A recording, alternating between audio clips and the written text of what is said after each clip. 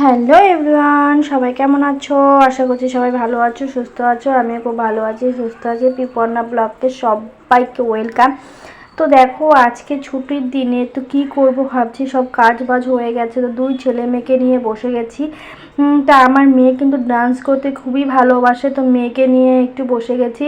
মানে ও ডান্স করছিল, ছেলেও ডান্স করছিল, তাই ওকে একটু আমি জড়িয়ে ধরে আদর করছিলাম। তো দেখো, সবসময় তো কাজে মেয়েদেরই ব্যস্ত থাকি, কিন্তু ছেলে মেয়েকেও তো একটু টাইম দিতে হয় বলো।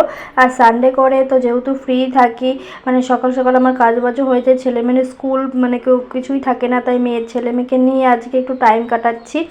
তা আমার মেয়েকে দেখো, আমার মেয়ের দুষ্টুমি দেখো, আমাকে বারবার বলছে যে আমাকে মানে নিয়ে ওকে আদর করো কোলেন। তো আমি ওকে নিয়ে আদর করে কোলে নিলাম, করছিলাম। তা এখন বলছিলাম তুমি একটু বসো, তো আমি এগুলো কাপড়গুলো গুছিয়ে নিই। তো দেখো, এগুলো চাদরগুলো বেডশিটগুলো আমি কালকে ধুয়ে দিয়েছিলাম, তো এগুলো সব এখন ভাঁজ করছি। তো এদিকে দেখো, ছেলে মেয়ে বিছনায় নাচ করছে, তা আমি বলছি তোমরা খেলো, তো আমি একটু কাজগুলো করে নিই।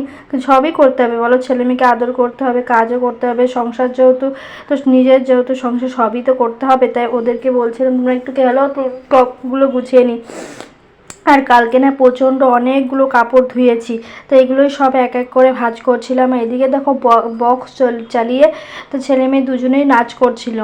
তো আজকে মানে ছেলের স্কুল কিছুই নেই, তো বললামই তো, তার জন্য ওরা সারাদিন আজকে ফ্রি। তো আর যেদিন করে ওরা ঘরে থাকবে দুই ভাই বোন, সারাটা দিন ওরা আমার পিছনে। আর সেদিন আমার সারাটা দিন মানে কাজের থেকে মানে অকাজ বেশি হবে, এতটা দুষ্টুমি করে ওরা।